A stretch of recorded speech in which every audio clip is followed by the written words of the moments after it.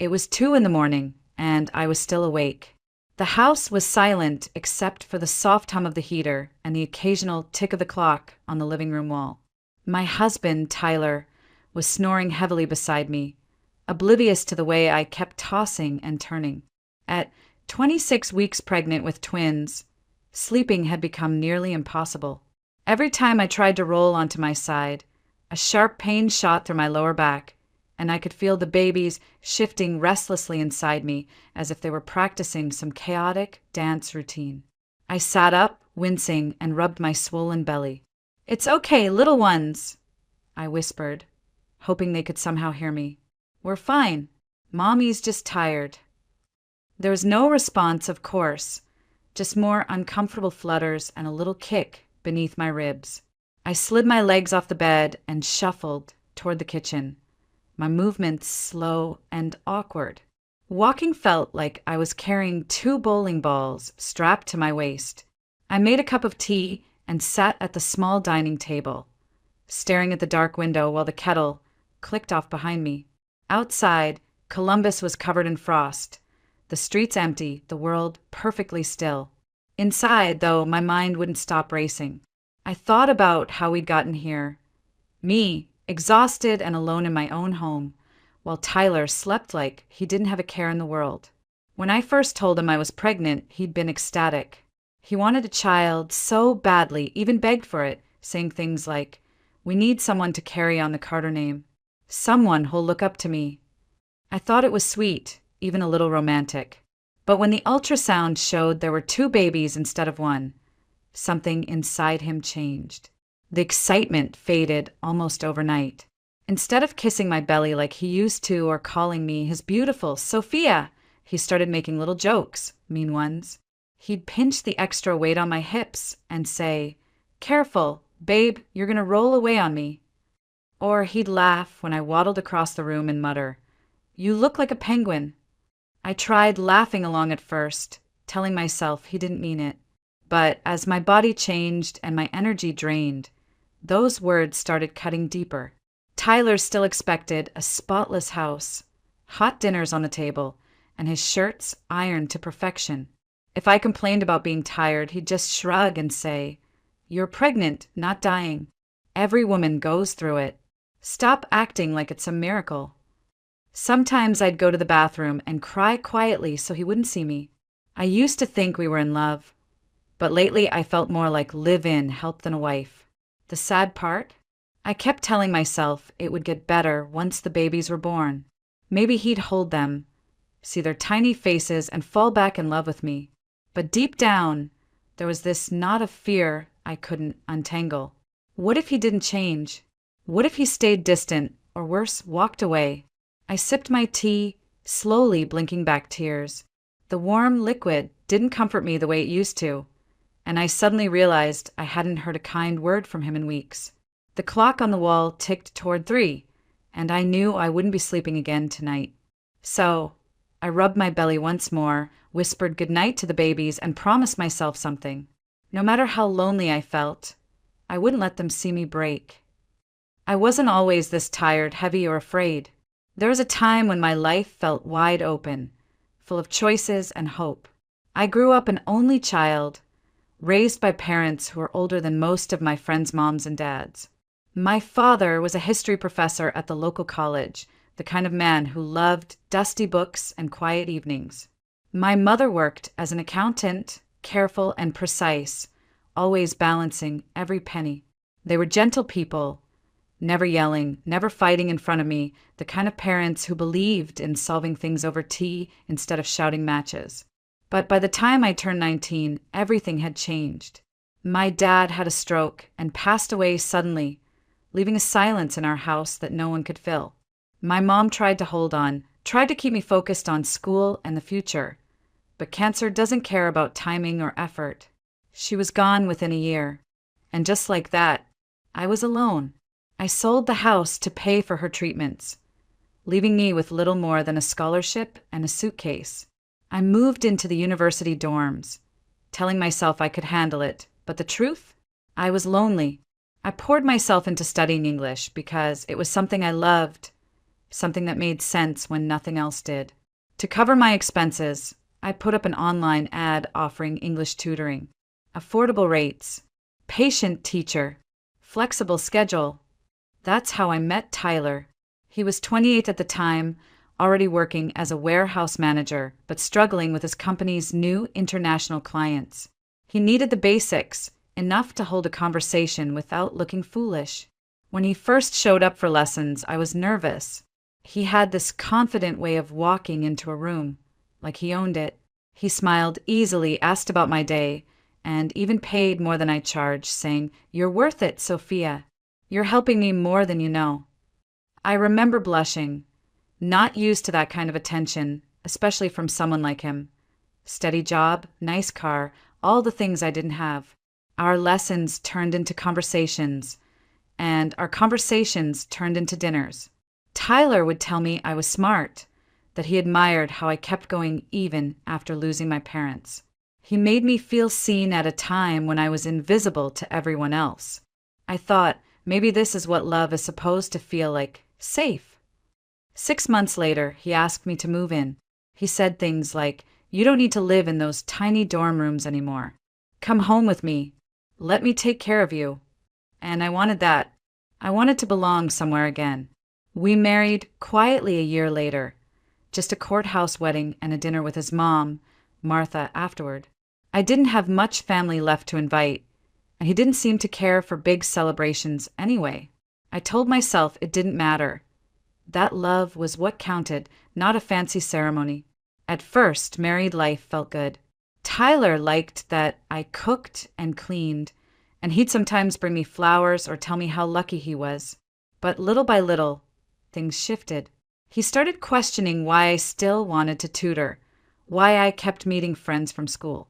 He'd say, "You don't need all that. I can provide for us. Just stay home, babe. Focus on me." It sounded sweet until it started feeling like a rule instead of a suggestion. I stopped tutoring. I stopped going out with classmates. Eventually, I stopped doing much of anything except keeping the house perfect for him. Looking back, I can see how it all happened so gradually, how love turned into permission and permission turned into control. But at the time, I thought I was just being a good wife. The first year of marriage felt normal enough. I told myself it was just two people learning how to live together, adjusting to each other's habits. But looking back now, it wasn't adjustment. It was control, slowly taking shape like vines wrapping around me before I realized I couldn't move. It started with small things. Tyler didn't like it when I spent too much time texting old classmates. "Why do you even need them?" he'd ask with a laugh. "You've got me now. Isn't that enough?" I thought he was joking until one day he grabbed my phone, scrolled through my messages, and said he didn't like me talking to guys from my English program. Next came the tutoring. He said it wasn't worth the effort, that strangers coming in and out of our apartment made him uncomfortable. "I make enough money for both of us," he said. "Why wear yourself out? Just focus on the home." I quit because I thought that's what good wives do. They support their husbands. Even the holidays felt different. My friends invited me to a winter break party, and Tyler frowned. "You don't need that crowd. We can have our own fun." So I stayed home, curled up on the couch while he played video games. One by one, my connections to the outside world disappeared, and I didn't even fight it. I told myself, this is marriage. This is what commitment looks like. His mother, Martha, only reinforced it. She'd call once a week and say things like, "Sophia, don't argue with him. Men need peace when they come home from work. Just focus on the house and starting a family. That's what keeps a marriage strong." She meant well, I think, but it only made me feel more alone. Then came the pregnancy. When I first showed Tyler the positive test, his eyes lit up like a kid on Christmas morning. He lifted me in his arms and spun me around.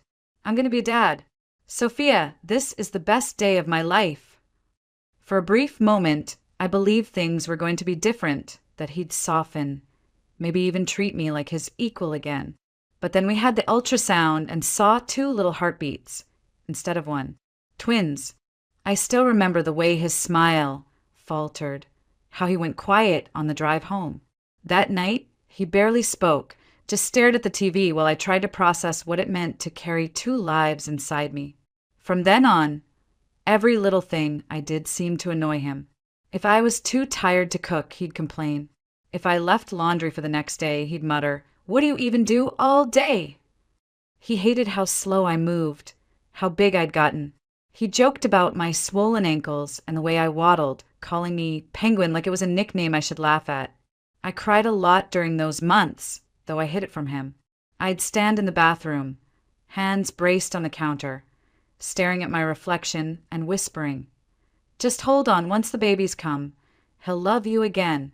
He'll see what you went through and appreciate you." But deep down, something in me already knew the truth. I wasn't his partner anymore. I was a piece of furniture, useful when needed, invisible when not. And yet I still clung to hope because what else did I have? No parents, no close friends, no income. Just Tyler and the life I thought we were building together. I didn't realize then that life had already started to crack, and it wouldn't take much for it all to fall apart. It was late December, just a week before New Year's, when it happened. I'd been restless all morning, looking at the smudged windows in our apartment and thinking about how I wanted the place to look nice before the babies came. Tyler had brushed me off the night before when I asked for help.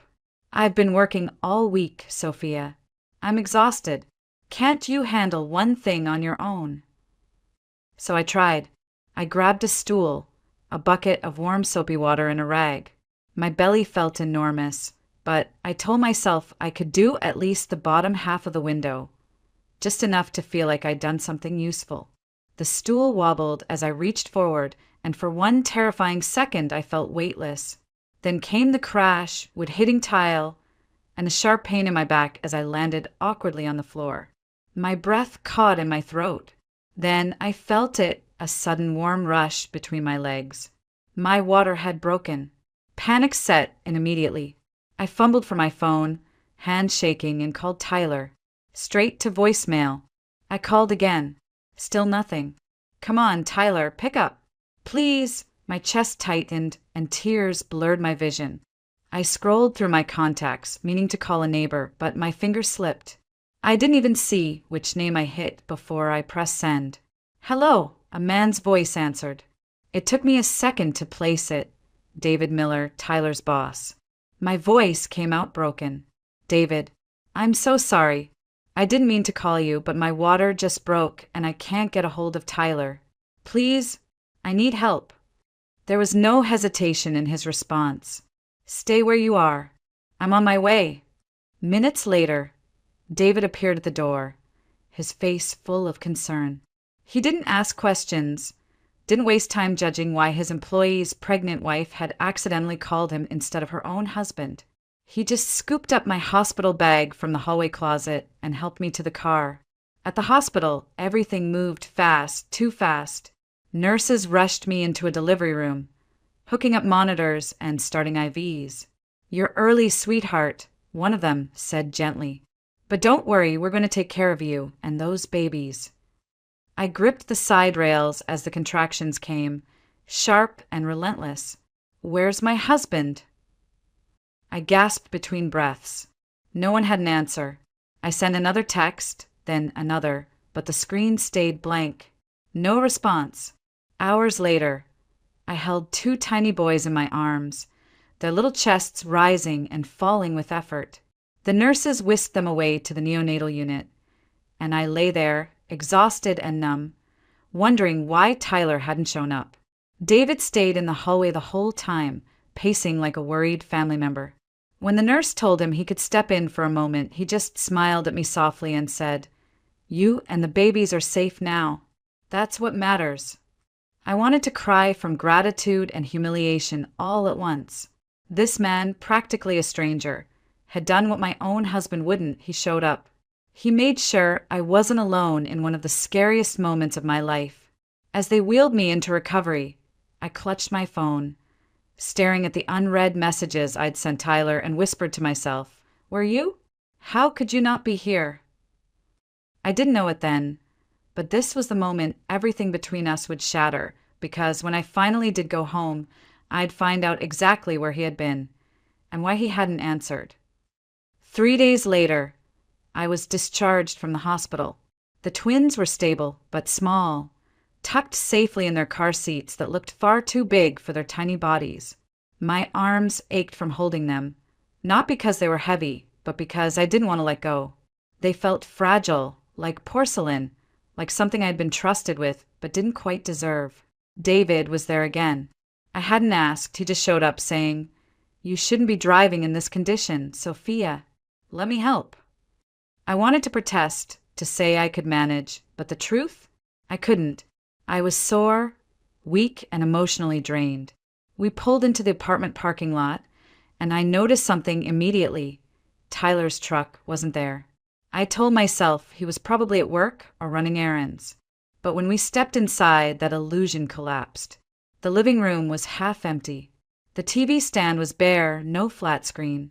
The shelves that once held his sports trophies and framed photos were stripped clean. In our bedroom, his dresser drawers were open and empty, closet hangers swinging slightly like they'd been disturbed in a hurry. Even the cheap watch I bought him last Christmas was gone from the nightstand. I stumbled back, clutching the doorframe for balance. No, this can't be real. My mind scrambled for explanations. Maybe he moved things because we were remodeling. No, that made no sense. Maybe there had been a break-in, but there was no sign of forced entry. Then I saw it, a single sheet of paper on the kitchen counter. My hands trembled as I unfolded it. The handwriting was rushed, almost sloppy, like he couldn't get out fast enough. "Sophia, I'm done. I can't do this anymore. Don't try to find me. We're getting a divorce. Tyler." That was it. No apology, no explanation. Just a few cold lines to end our marriage. The paper slipped from my fingers, fluttering to the floor as if even it didn't want to carry his words. My knees buckled, and I sank into a chair, clutching one of the baby carriers to my chest. Why? Why would you do this to us? To them? The twins stirred, one letting out a tiny cry, and I rocked the seat gently, tears streaming down my face. David picked up the note, silently read it, then set it back down without a word. He didn't rush to comfort me or tell me it would be okay. Instead, he crouched beside me, his voice calm and steady. "You're not alone, Sophia. Not anymore. I'm here and we'll figure this out." That broke something in me. I'd been holding everything in, every insult, every lonely night, every fear about the future, and now it poured out. I sobbed uncontrollably, clinging to my baby's carrier like it was the only thing anchoring me to the world. David waited, patient, letting me cry until the waves passed. Then he asked gently, "Do you have anyone else you can call? Friends? Family?" I shook my head. "No, it's just me now." He nodded slowly, like he understood more than he said. "Then you focus on your boys, Sophia. Let me help with the rest." For the first time in days, I felt something other than fear. It wasn't happiness, not even relief. It was the smallest flicker of safety. And yet, beneath it, the grief was sharp and raw. I had just given birth to 2 beautiful boys, and their father had walked away without even seeing them. That night, while the babies slept in their bassinets, I sat on the couch, staring at the note again. I whispered to myself, "I guess it's just us now, just me and them." And for the first time, I truly believed it. It was a week later when the phone rang just past midnight. I was sitting in the nursery, rocking one of the twins who refused to settle. The other slept peacefully, his tiny chest rising and falling in perfect rhythm. My body ached, my eyelids heavy, but the sound of the ringtone jolted me awake. I glanced at the screen. Tyler. My chest tightened. I hesitated, my finger hovering over the answer button. Part of me wanted to ignore it, to let him vanish completely like he wanted. But some stubborn part of me hoped for an apology, maybe even an explanation. I answered, "Tyler." His voice slurred. "So, you moved on already, huh? With Miller? That your big plan, Sophia?" get knocked up, and then cozy up to my boss. I froze. What are you talking about? You left me, Tyler. You left us. He laughed, a cruel, sharp sound that made my stomach turn. Don't play innocent. I know what's going on. Everybody does. You think I don't know how he looks at you? You probably sent that text on purpose. Pathetic. I closed my eyes, gripping the phone tighter. You're drunk. Call me back when you're sober. No, you listen. His voice rose, distorted through the speaker. You ruined my life. And guess what? I'm doing just fine. Better than fine. I've got someone who actually appreciates me, and I've got plans. Big ones. You tell Miller to watch his back, because by next month his precious company's tech? Yeah, it'll be in my hands. I'm selling it. Making real money, Sophia. While you sit there with your brats, living off pity. My blood ran cold. Tyler, what did you do? He laughed again, slurring over his words. Relax. Just business. Nothing you'd understand. Oh, and by the way, that apartment, my name's on the lease. You've got a month to clear out, or I'll have you evicted. The line went dead. For a moment, I just sat there, stunned, the baby's soft breathing the only sound in the room. Anger bubbled up, hot and shaking. It wasn't enough that he abandoned us. He had to threaten our home too? And now he was planning something against David, the one person who'd actually been there when I needed help. I didn't even think. I called David immediately. He answered on the first ring, his voice alert despite the late hour. Sophia, is everything okay? I told him everything. Every cruel word, every drunken threat, the scheme to sell company secrets. When I finished, there was silence on the line, heavy and deliberate. Thank you for telling me, David finally said. I need to take care of this immediately. You don't have to worry. But, Sophia, I'm sorry you had to hear that from him. I swallowed hard. It's not your fault. I can't believe he would do something like this. David's tone shifted, firm and commanding. Believe it. People like that always think they're smarter than everyone else. But he won't get away with it. True to his word, within days David's company launched an internal review. Security teams dug through access logs and project files. And then they caught him, Tyler, along with his new partner, trying to meet a buyer in a parking lot with stolen schematics. The police arrested them on the spot. When the news reached me, I sat quietly on the couch, staring at my boys sleeping peacefully in their bassinets. I felt no triumph, no satisfaction, just a dull ache of finality. Tyler had chosen this path all on his own, and now there was no coming back. I whispered to the babies, it's just us now, but we're going to be okay. I promise. The weeks after Tyler's arrest were a blur. There were lawyers, calls from the police, and paperwork I'd never imagined having to handle alone. And through it all, 2 tiny babies depended on me for everything. 2 little souls who didn't care about betrayal or broken marriages. They just wanted warmth, food, and love. I was exhausted, running on caffeine and adrenaline, but there was no time to fall apart. I had to find a way to provide for us, to build a life from scratch. So I went back to what I knew best, teaching. Only now it was virtual. I posted online ads for English tutoring, using the only resource I had left, my laptop. Within a week, I had my first few students, people working from home who needed help with grammar and business conversation. It wasn't much money at first, but it was something. And every dollar felt like proof that I could do this on my own. David noticed, of course. He noticed everything.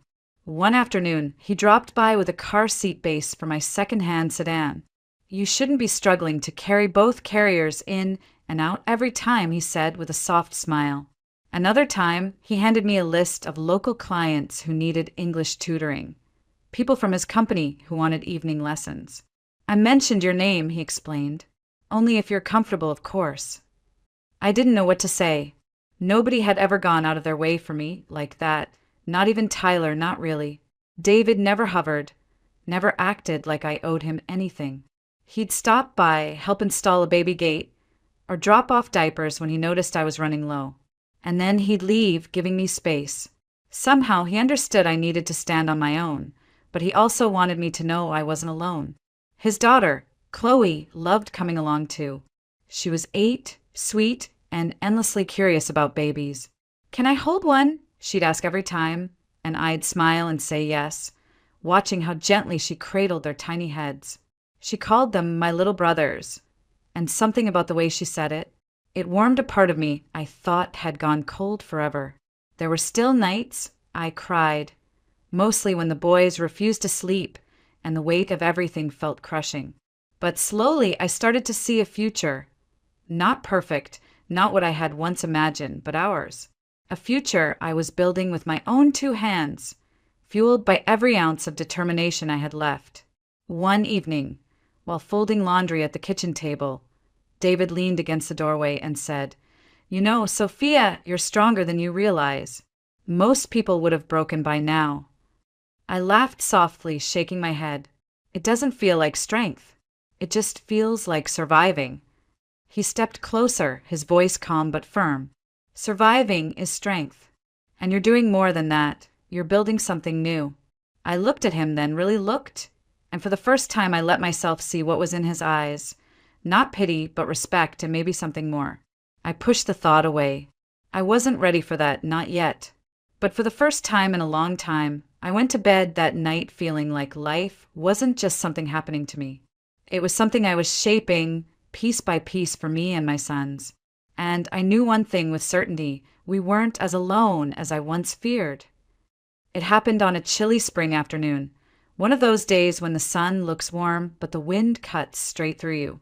I had bundled the twins into their stroller for a walk, thinking the fresh air might lull them to sleep and clear my own head.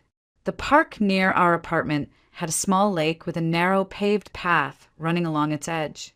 I'd walked it dozens of times without issue, but that day I wasn't paying attention. I was texting a student to reschedule a lesson, pushing the stroller with one hand when the front wheel caught on a raised edge of the path. The stroller jolted forward. One of the diaper bags swung loose, and for a terrifying second, the stroller tipped. I lunged, grabbing it with both hands, pulling it back upright, my heart hammering. "Whoa, careful!" I turned, breathless, to see David jogging toward me. He had that same concerned look I'd seen the day of the premature birth, like the world could fall apart at any moment and he'd hold it together if I couldn't. "You okay?" he asked, already checking the boys, who were fine, startled but fine. I nodded, embarrassed. "I'm fine. I just wasn't paying attention." David crouched beside me, tightening the strap on the bag and testing the wheels of the stroller. "You don't have to do everything alone, you know. It's okay to need help sometimes." I wanted to snap back, to tell him I was handling it, but the truth was written all over me. Dark circles under my eyes, shoulders tense, a pace of life that hadn't let up since the day Tyler walked out. I bit my lip and looked away. We walked back together in silence, him matching my pace, his hand occasionally steadying the stroller whenever the path got uneven. When we reached the apartment steps, I finally said softly, "Thank you for everything. You've been there more than anyone ever has." He shrugged slightly. "You don't have to thank me. I'm just doing what's right." But then he hesitated, his hands in his pockets. "Sophia, I need to say something, and I need you to hear me out. No pressure, no expectations." I froze, still gripping the stroller handle. "Okay," he took a breath. "I care about you. Not because I feel sorry for you, and not because you need someone. I care because of who you are, because you keep going, even when everything falls apart. I want to be in your life, but only if that's what you want to." The words hung in the air like they were too big for the space between us. I blinked, unsure if it was exhaustion or fear or something softer that made my chest ache. I don't know what to say," I whispered. "You don't have to say anything right now," he replied quickly, a small smile easing the tension. "I just needed you to know." We stood there for a long moment, the only sound the soft breathing of the twins in their stroller. And for the first time since Tyler left, I felt something I hadn't allowed myself to feel possibility. When he finally walked back to his truck, I stayed on the porch, staring at the sky turning orange over Columbus, whispering to myself, "What are you so afraid of, Sophia? You deserve to feel happy again." I didn't have an answer yet, but for the first time I wanted one. A year can change everything. The twins are walking now, wobbly steps that make me hold my breath every time, ready to catch them if they fall. They babble constantly, calling out for Mama, and occasionally trying to copy Chloe, who loves teaching them new words. Chloe has become like an older sister, hovering proudly over them as if they were her own brothers. My tutoring work has grown too.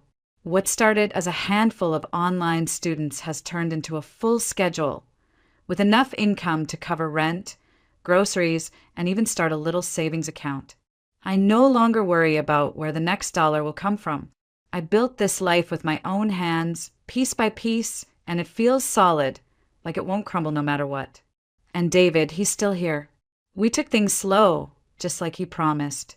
He gave me space to heal, never pushing, always respecting my boundaries. But somewhere along the way, I stopped looking at him as the man who helped me when my husband abandoned me, and started seeing him for who he really is, kind, steady, and fiercely loyal. One evening, after the twins were asleep and Chloe was working on a school project at the kitchen table, David and I sat on the porch, watching the sun dip behind the city skyline. I remember turning to him and saying, "I don't feel scared anymore." He smiled softly, reached for my hand, and replied, "Good, because you don't have to be." We're dating now, officially. It's not a fairy tale where pain disappears overnight and love fixes everything.